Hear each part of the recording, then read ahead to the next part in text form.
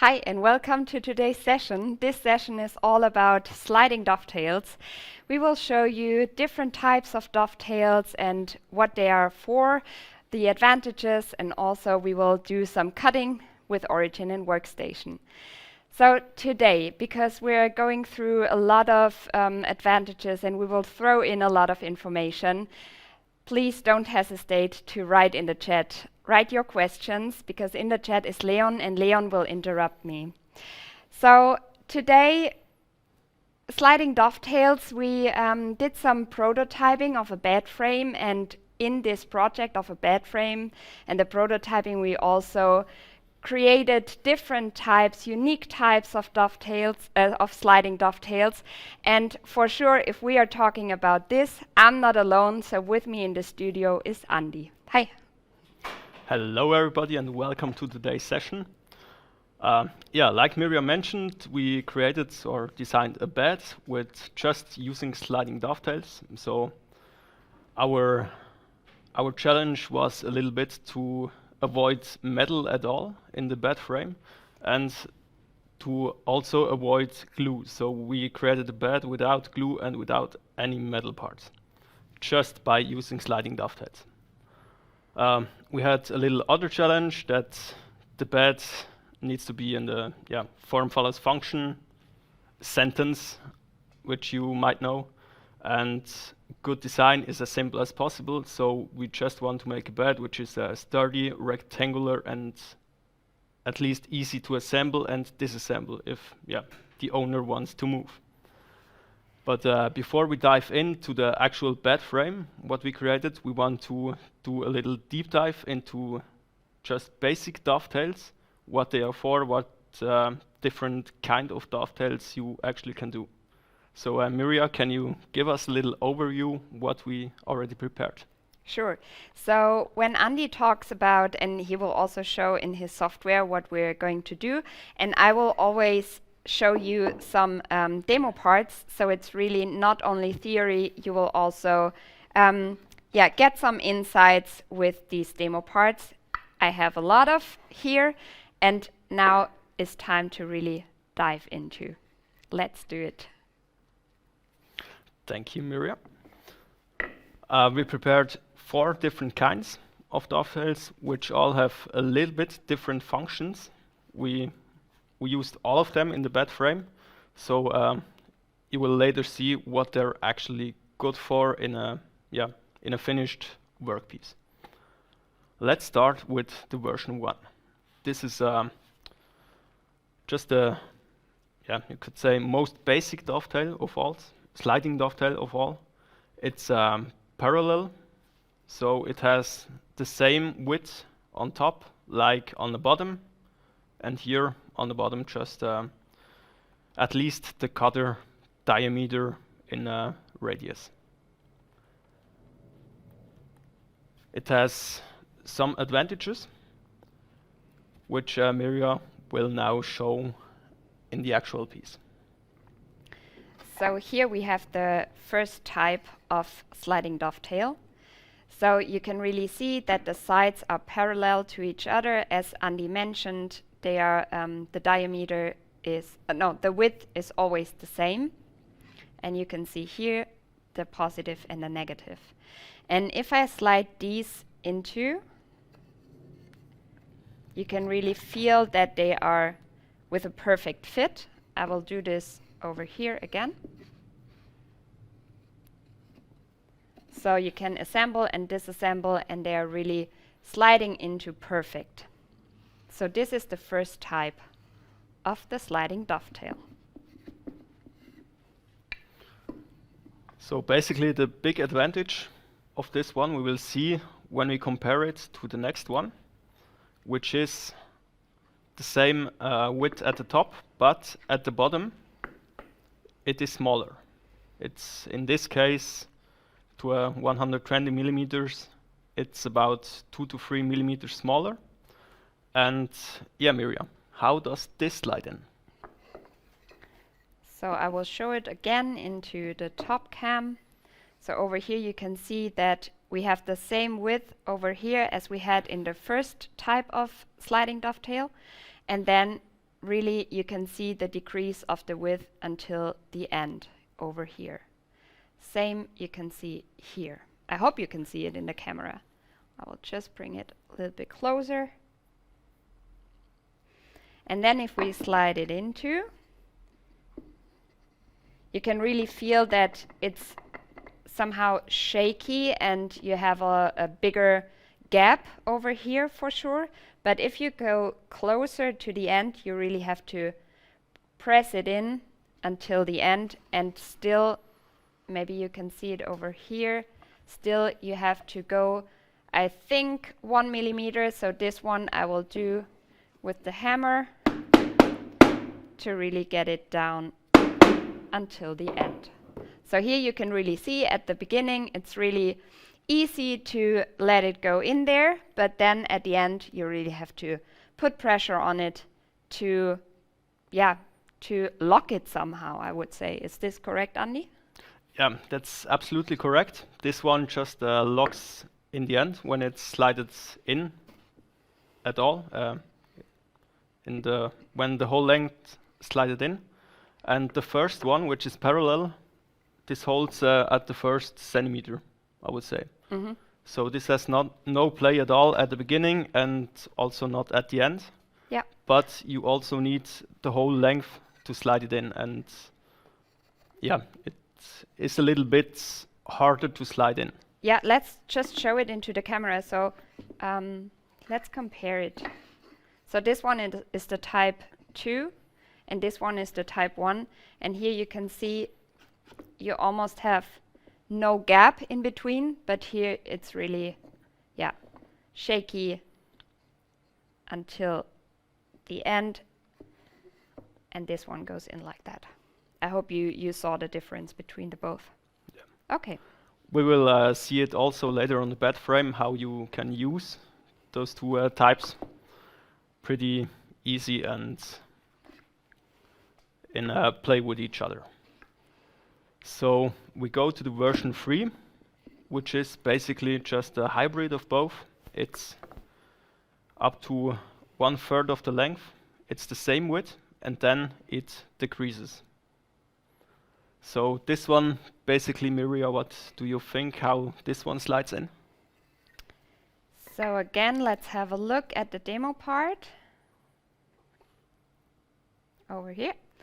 So you can see just eyeballing, but until this part, so 1/3, as Andy said, these two sides are parallel to each other, and then you can see the decrease of the width of the sliding of the pocket, you could say. Then let's have a look at the positive. I think you can see it here exactly the same. Now let's slide it into.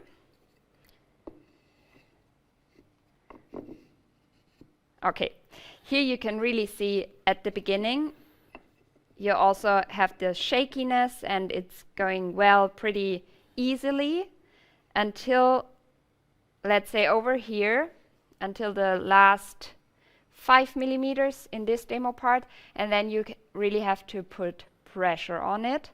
But it's also locked, I would say. Yeah, like you see in the 2D drawing, in the last third of the way you slide it in, it begins to lock. But up until then, it goes in pretty well. So this is basically the one you need when you use when you do a table, like a sliding dovetail, to lock a tabletop so that it doesn't bend too much. This is basically the way you do this. And we also used it in the bed frame, but that you will see later. And yeah, we already come to the version 4, which is a little bit creepy, you can say. But this is also a possibility you have with Origin. So if you can make the drawing round, then you also can do the dovetail round. How does this look? Yeah. Okay, let's have a look at the creepy one. So here you can see this is a curved sliding dovetail. And yeah, I mean, There, the sides are always parallel to each other, but it's just a curved contour. And you slide it in a curved manner, but then the two workpieces are also parallel to each other, or in a 90-degree. It's almost the same as the type number 1. So you can really slide it in and it fits well right from the beginning. But you just have to do these curved, this curved movement here. Let's have a look at it again. So if you don't get the exact angle of the curve, it's like this now. Now I got it. Okay. But Andy, I mean, this is cool, and you said it's also creepy somehow. But I mean, let's be honest. Why should I do that? Why should I use it? I also thought about this question at the beginning, but in the end, when I had to do like the connection in the middle of the bed, in the middle of the two sides, then I came to the conclusion that it makes sense to do this round, because you have one big advantage in this.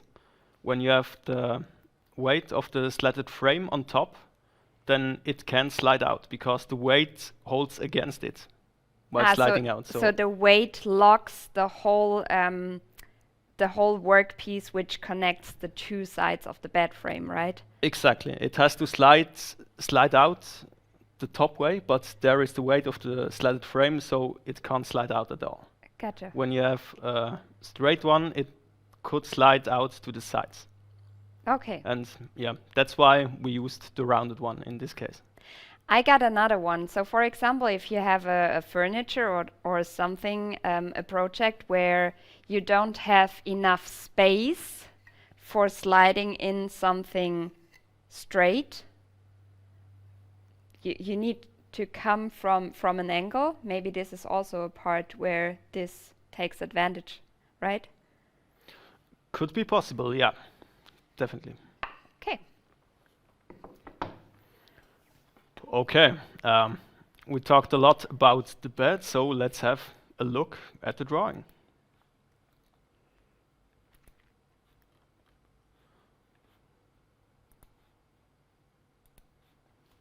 So I did the construction here in 2D, you can see, but we will first have a look at the 3D construction.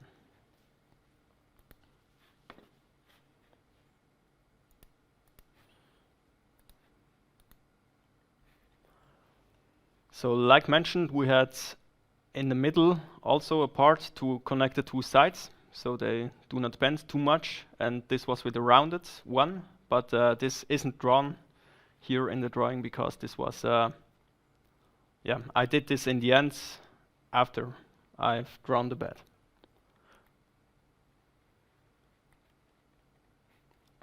Here you can see we have a bed leg, which is 60 to 60 millimeters. The sides slided in from the top. And to hold it rectangular, we have these little angle pieces here, which also are laying on the leg here, on this little angle piece, which stands here. But I guess we can see this much better on the actual piece. Mirja, can you show it? Sure. So we did a prototype already, and we tried to sort it out which way or which kind of bed connection we want to have. And here you can see that two of the versions we really did in prototyping, and it's a little bit behind the scenes topic here. Andy and I, we sat together one evening in a hotel and we talked about, okay, how could we do this? How could we create a bed frame without glue, without hardware installation? And these two came out, and as you might notice, this one is the one just one. I will talk about this in a few seconds. That's the one you can see we had some. Maybe let's switch to the top cam and we can see it better over here. Yeah, we can see some box joints, and then you also, so you connect these two pieces, and then these two pieces connected go into this leg over here. But we decided for this one. And over here you can see these sliding dovetails Andy just mentioned. So these parts are really going in there, but beforehand you have to slide in the angle piece where the slatted frame lays on later on. So this angle piece is also connected to the bed sides with slided dovetails. So yeah, Andy, do you want to mention something else here? Just the kind of the dovetails, of the sliding dovetails we used. Yeah. Maybe should we take it? Should we hammer it out, the leg? We could do it afterwards, Okay. right? So if you want, we can do it at the end. So I'll show the 2D plans. So here you can see the leg part. And this here actually is the dovetail I've cut. And yeah, you can't see it pretty well, but you can pretty much feel it when you connect the parts. This is the version 3 of before, so it's to 1/3, it's parallel, but then the width decreases in the second and third part. So at the beginning it slides in very well, and in the last few centimeters you really have to hammer it in.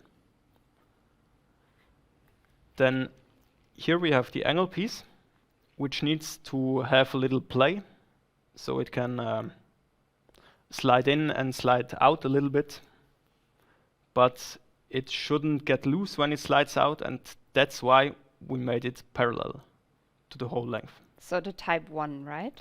Exactly, type 1.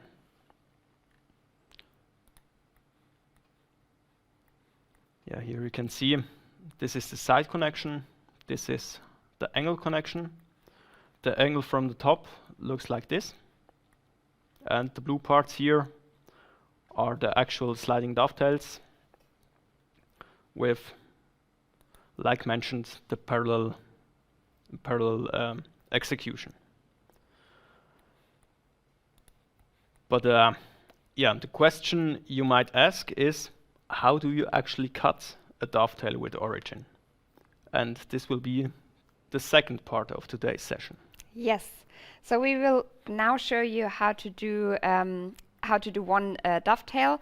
We will do one dovetail of the angle piece, but just to give you the idea, so for every sliding dovetail connection, we use one contour. So this is really the part of Origin, the big advantage. So you use one contour and you work with the same contour. You do your positive and your negative, and therefore you really have this accuracy over here.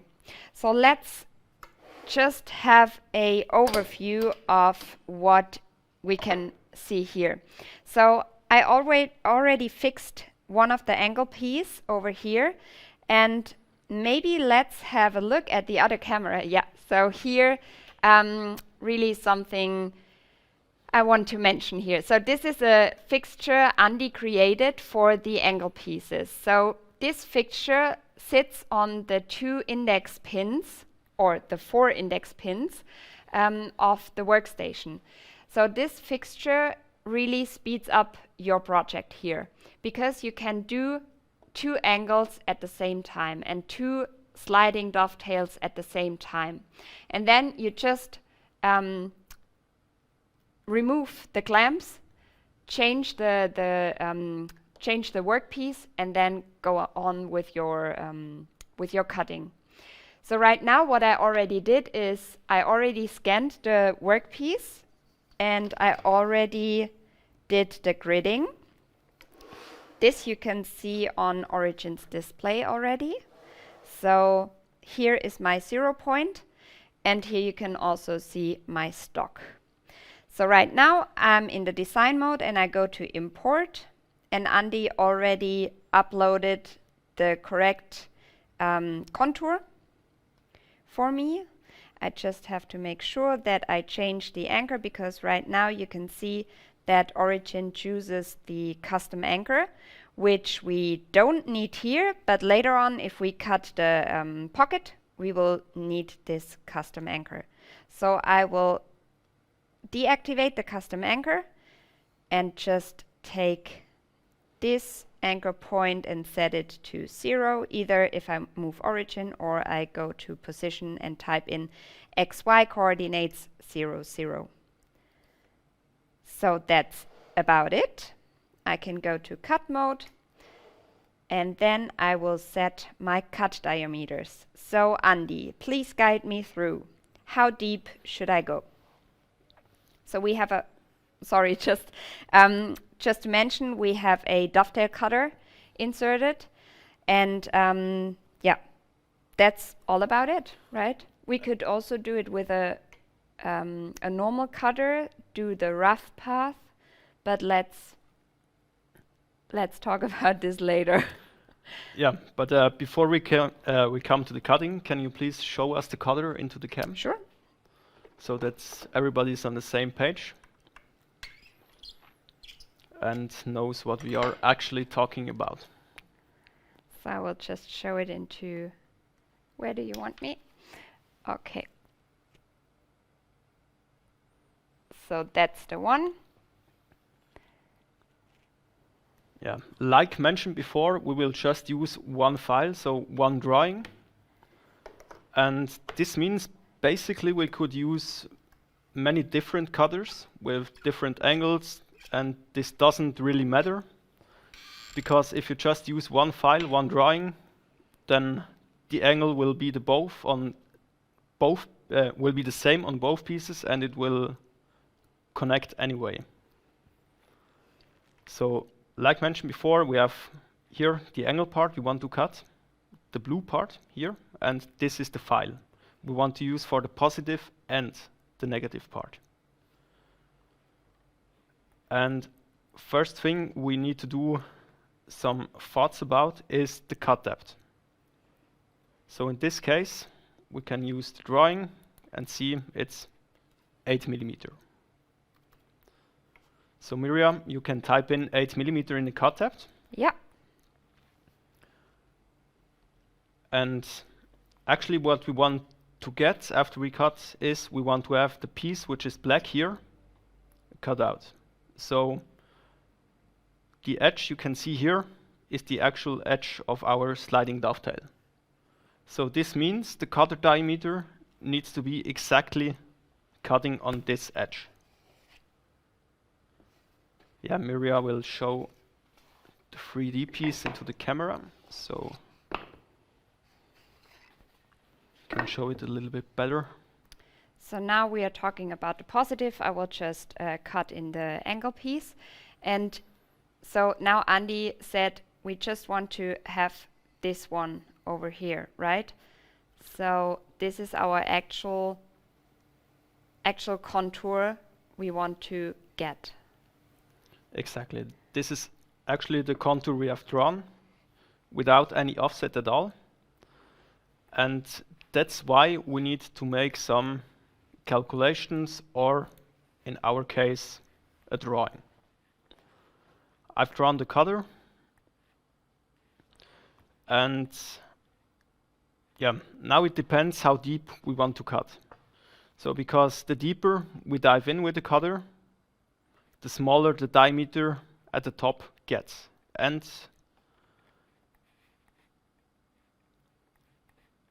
you see here the green line is our cut file, and we need to have the diameter which is at the top. So with 8 millimeter depth, we have a diameter of 9.51 millimeter. So you can type in 9.51 with the diameter. Okay, now Origin asks me for a set touch. And now if I do my set touch, it will do it with the bit directly on the stock. But therefore, because the sensor of the set touch is based over here of Origin, I have to make sure that this lays on the support bar of my workstation. So therefore, I will just bring the support bar a little bit closer to my stock, and then I can do the set touch. And within a few seconds, I'm ready to go. But be careful, you have to bring the support bar back again, because you don't want to cut into the support bar later on. Okay. So let's talk about plunge and auto speed, Andy. Plunge speed is not as important as it is here because I'm plunging out of the stock. Right, this is not really important, so you can go much higher to save some time. I would suggest to do about 250, 300 millimeter per minute. Okay. But really important is the automatic speed. Yeah. And this depends on if you do just one pass or if you need some offset at the beginning. With this cutter, when they're sharp, you can cut directly into the full material. Mm-hmm. But in this case, yeah, you see by yourself, if you feel secure, you can do it in one pass. If you feel a little bit insecure, you can do an offset at the beginning and do 2 passes to 0 offset. Okay. But 400 auto speed sounds good to me. Okay, just to let you know, my spindle speed is between 4 and 5. And then I am ready to go. Just go to this contour I want to cut. And then I'm ready for it. So please don't hesitate to ask questions in the chat, and Leon will just interrupt.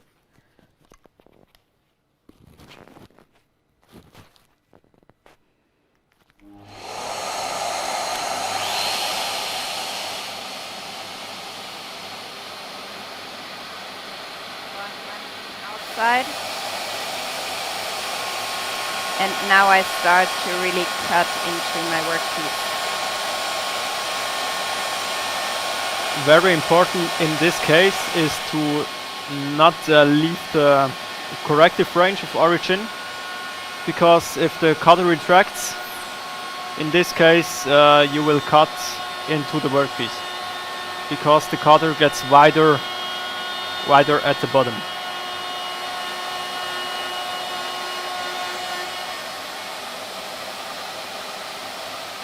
And also make sure that you retract over here where you don't, where you don't damage your workpiece.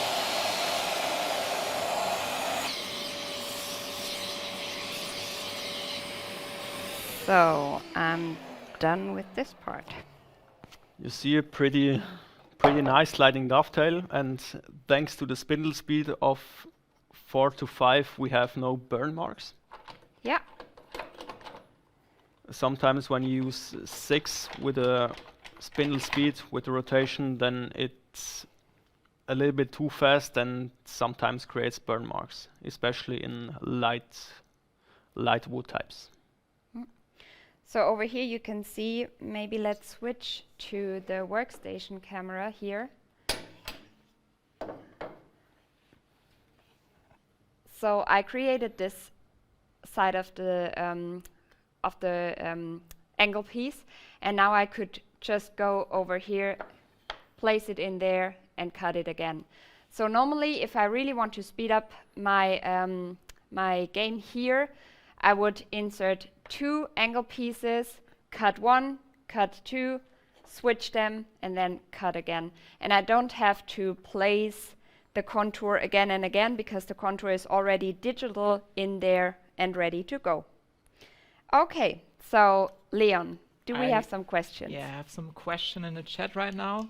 So one of our viewers just mentioned that he never see the auto-locked thing appear.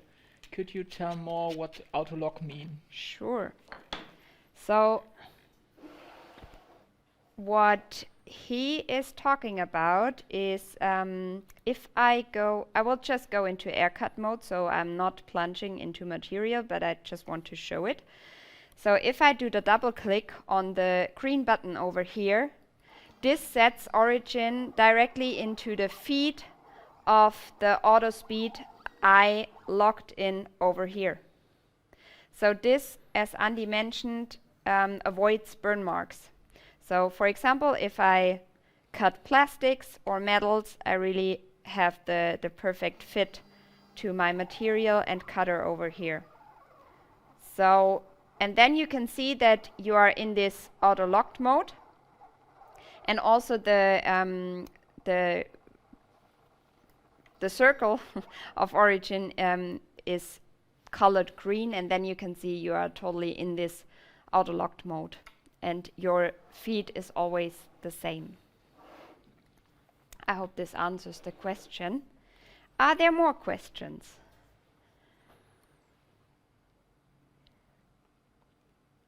At the moment, it's I think every question in chat is answered. We have one Perfect. question who asks about the long parts of the bed with the things. Maybe we can go into detail about that at the end. Andy will tell how he did it at the end. Yeah. And maybe I find some pictures in my mobile phone. I hope not. Yeah, let's do it at the end. Yeah, sure. Okay, Andy, back to you. Okay. Back to the green file, so the drawing, where we cut the positive part, the tail, I learned, this is called. And what we want to do now is to cut the pocket.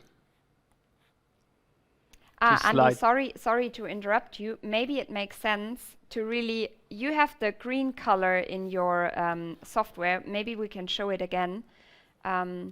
Over here, just point it out. The green one. So this one. On the left side, you can see the positive. The green one really shows your cut path. And this is where I come in with my green color over here.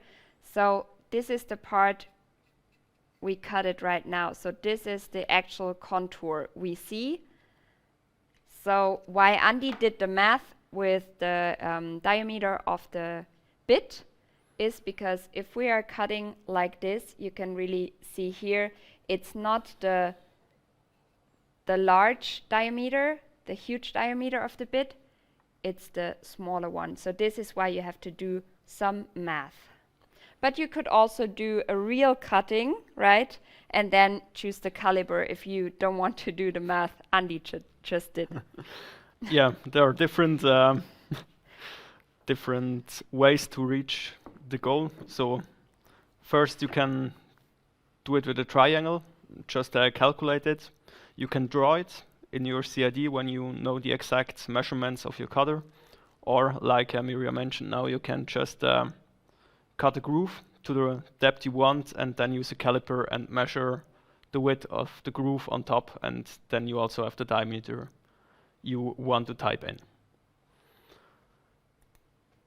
Exactly, you showed us the green part with the positive. Can you show us the green part with the negative? Sure. So again, these are the two parts. And now with the negative and the contour, we are talking about this contour over here. So this is then really where my cutter in the depth should be. And just to make this sure, this is exactly the same contour, left and right. And now if we want to cut the pocket, we do not need the diameter of 9.51 millimeters. We use the full diameter. because we go with a full diameter directly onto the contour. So normally it's written on the cutter itself what the diameter actually is. Yeah. So with this cutter, it's 30.5, and I will just show also into the camera. So this is what we are going to cut now. Are you sure that it's 13.5? Ah, that's the cutter I'm showing with. But That's the it's cutting. 30. That's the cutting height. Ah, okay. It's 40.3. Could it be? Then it's a different cutter. I mean, yeah, it's a different cutter. You know the specs of this cutter. So yeah, we have 13.8 millimeter diameter at the bottom of the cutter. We also have 8 millimeter depth, but we want to give a little bit offset in the depth so it doesn't scratch on the bottom. So you can go to 8.1 millimeter in depth. okay. And because we change the diameter a little bit when we change the depth as well, and we have a little bit another offset at the top.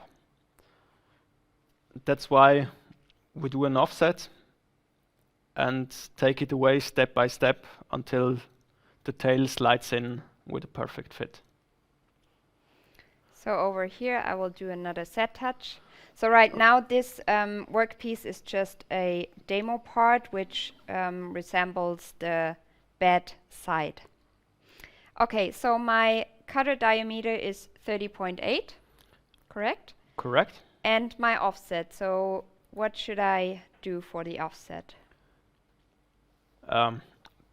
Because you cut directly on the line you want to have, I would suggest that you use like 0.5 millimeters offset. In minus, right? No. I positive. want to go smaller, yeah. Yeah, you want to go smaller. In the perfect case, when you have no offset at all, then it should slide in with a hammer. And if you use minus 0.05 millimeter offset, then it should slide in by hand. Yeah. But we will see if you cut it perfectly or not. Yeah. Or it will slide in by magic. Okay, so as we said, we will just use the same contour, and now I really use the custom anchor. So right now over here on my workpiece, it doesn't matter where on the x-axis I go, but I have to rotate it by 90 degrees. I have to rotate it by 270. So right now it doesn't matter where on the x-axis I go, but my position on y is just 0, and then you can see that the anchor point directly snaps onto the x-axis. So if we would cut for the real bed frame now, then I should really have the information, okay, where should I go on the x-axis. So, but right now this doesn't matter, we just want to show you how to cut the pocket. So right now I go into cut mode, and then I'm fine with cutting this. At the moment we have an outside cut because you did the tail before with it, so you can just change it to an inside cut. Okay, over here. So now you can see my cut path is really shrinked together. But again, I will plunge out of the material and then move further, and make sure if you come back, retract also outside of your material, to don't have a little hole in your pocket. And because you plunge in directly into the full material now at once, I would suggest to go a little bit down with the automatic speed. So not 400, I would suggest 350. Yeah. Okay. Just to have a little bit more control over the cut. Because you want to avoid a retract when the cutter is in the workpiece. Yeah. So let's do this.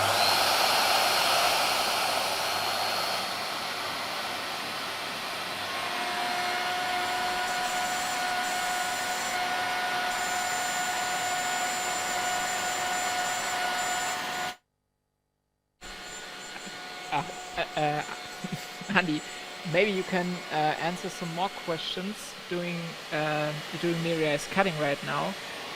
Here's a question from a customer. Are these files on the Shaper Hub or did you already publish them? The files for the bed frame are not on ShaperHub because it's just a prototype at the moment. But what actually is on ShaperHub, I can quickly show with a screen share.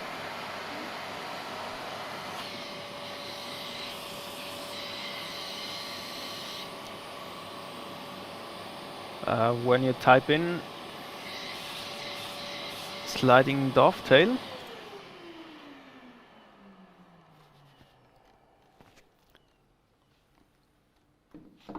then you can see the tapered sliding dovetail, which should be a generator for sliding dovetails in Fusion, if you use Fusion 360. And otherwise, yeah, you have to draw it 2D and cut the way we cut it today. That's what's available at the moment.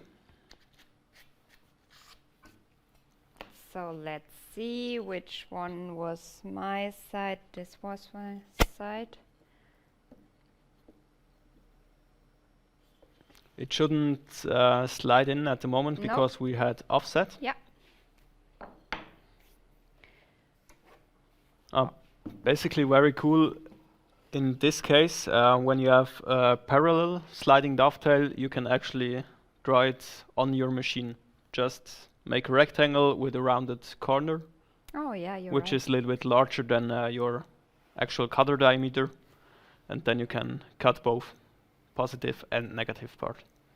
Just use the same dimensions.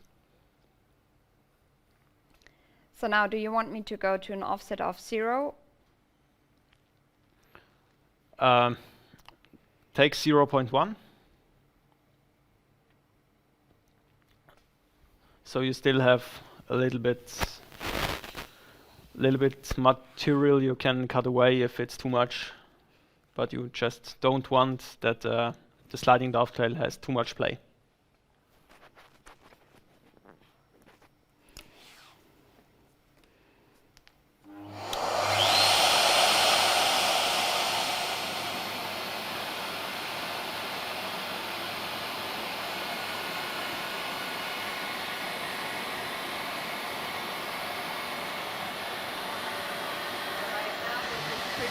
Easy going, because the material I remove is not that much.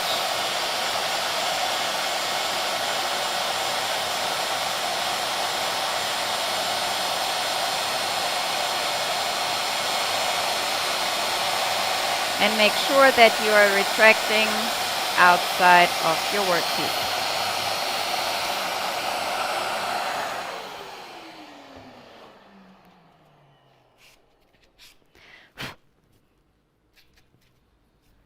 Maybe another quick question over here. So, Andy, which is the software that you're currently using, and which version of that software?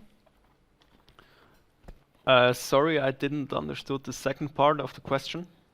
Which software version is it?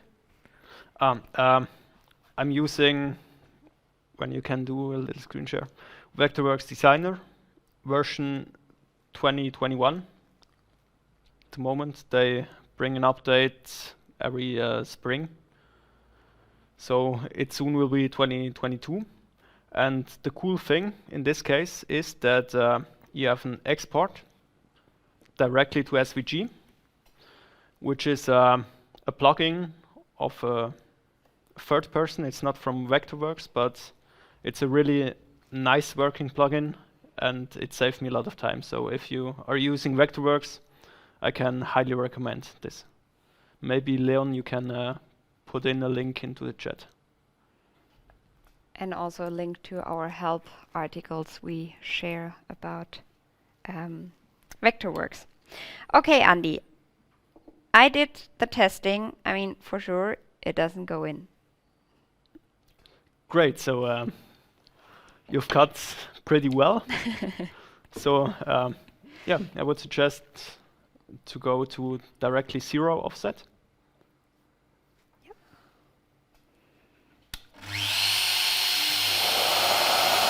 And then we see if we need a little bit more, so negative offset. In this case, that the piece actually gets bigger than its drum.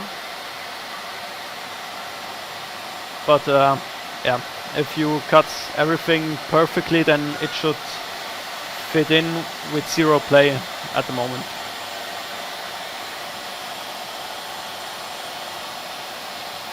So really contour on contour. Although I went deeper here.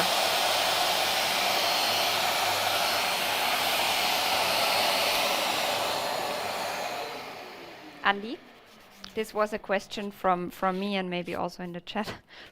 Although I went deeper here. The contour stays the same, but it changes a little bit the offset you have So on top. So normally 0.1 millimeter shouldn't affect it too much. So it's pretty tight. So I could hammer it in, but I don't know if this would be good for a bed frame you want to assemble and disassemble. Talking from a non-expert in woodworking. there's some types of soap you can put onto the sliding dovetail that it slides in a little bit better. But yeah, if we have Origin, we can use an offset of minus 0.05 millimeters. So I would love to half a tenth of a millimeter, basically nothing. But when you cut it away right and left of the contour, then you have 0.1 millimeter you've cut away in total. Okay. So let's do a last one. And now I won't go into auto mode because now I'm really removing just a tiny thing. So I will just do cutting and do the speed I want to do manually. The good thing is, if you are cutting a lot of dovetails in one project, you have to do this once, and then you know the offset and can use this over and over again without cutting step by step. So then you really know how what about the depth, what about the parameter of the offset and so on, right? Right. Okay. So now I could also hammer it. Maybe Andy, you want to have your raw hand sliding it in, but it's pretty tight still. Take away the shaper tab.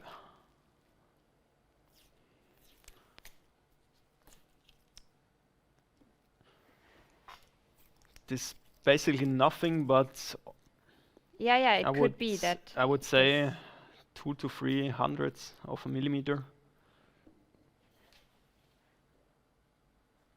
Okay, it's and better, otherwise it can take again 0.05 millimeter.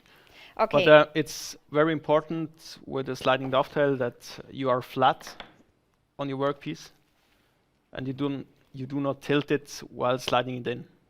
Otherwise, it locks at the beginning. Maybe it makes sense while I do the cutting that you show our prototype and disassemble it. What do you think about that?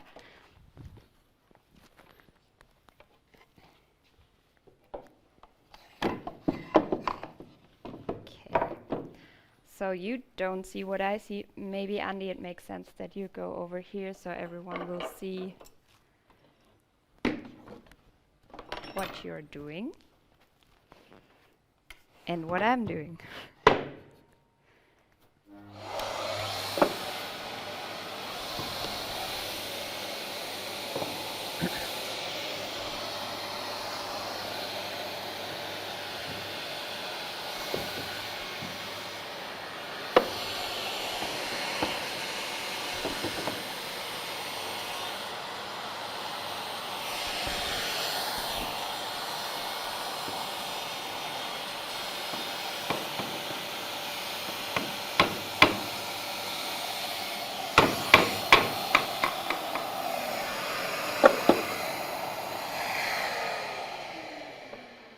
So now it's easier.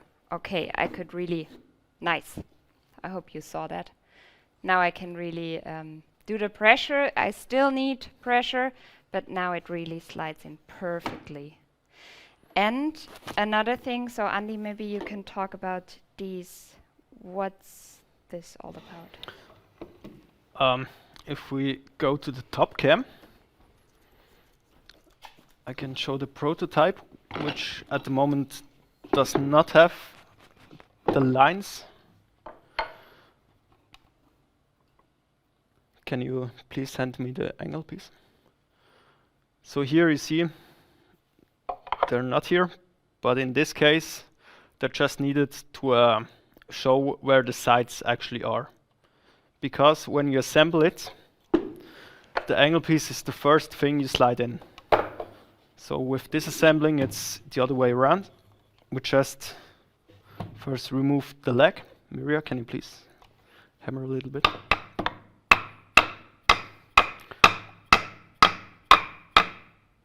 Thank you. And you see, like mentioned before, these are the dovetails which are in the first third of the drawing are parallel and then decrease in width. So first it goes pretty strong and you need a hammer, but now I can just slide it out by hand. You won't see it, I guess, in the picture because the decrease is just a millimeter over about 10 centimeters. But yeah, you can see it even better in the function of the dovetail. And when you assemble it this way, you're lucky to have the two lines here that you know how far to slide in the angle.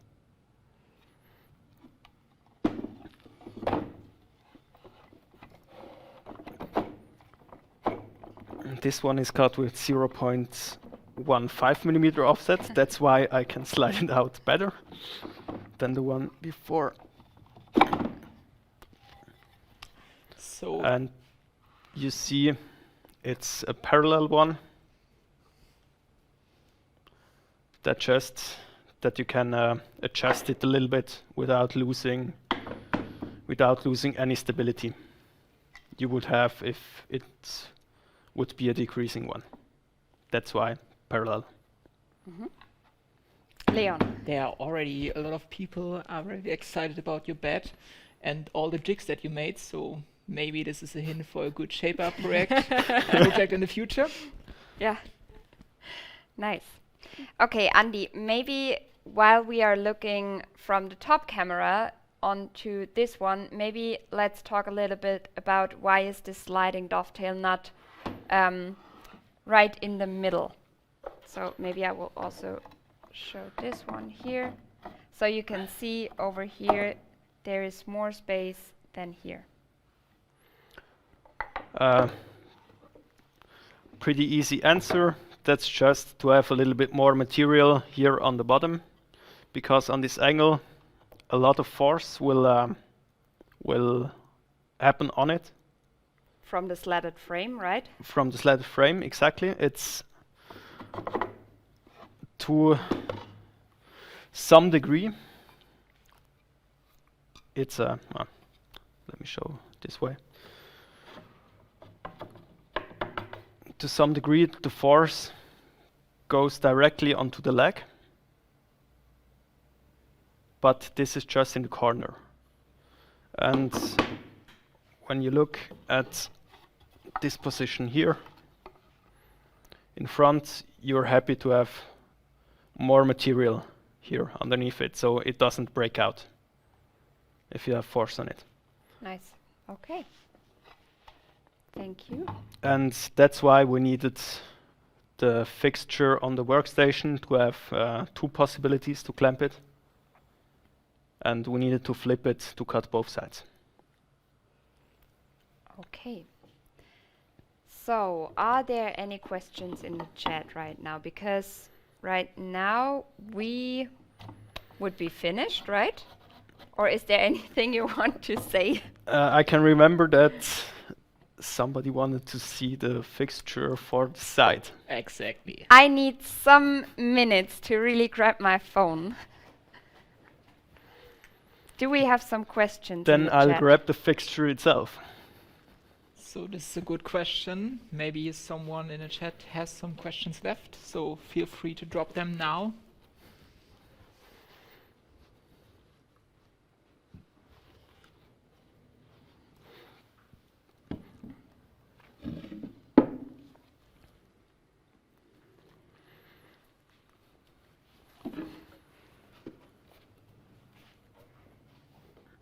So the fixture itself looks like this.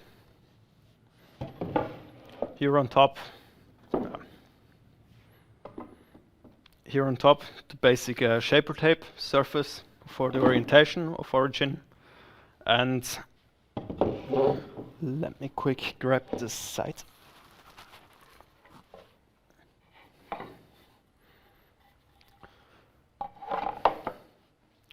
Then I could clamp the site, which was 2 meters long,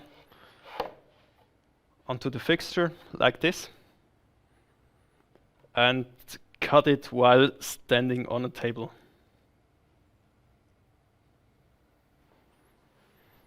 Maybe Miria found the photo. So over here you can see this how Andy looked. It was funny for me. Okay. So I think that's it for now. Leon, last chance. Any questions in the chat? No more questions in the chat right now, so I think everything was good from here. So Perfect. And I mean, it's always the same. If you have questions later on and you want to reach out to us, please call us or book some expert calls on our website or write us to hello@shapertools.com. Now I wish you a great evening and goodbye.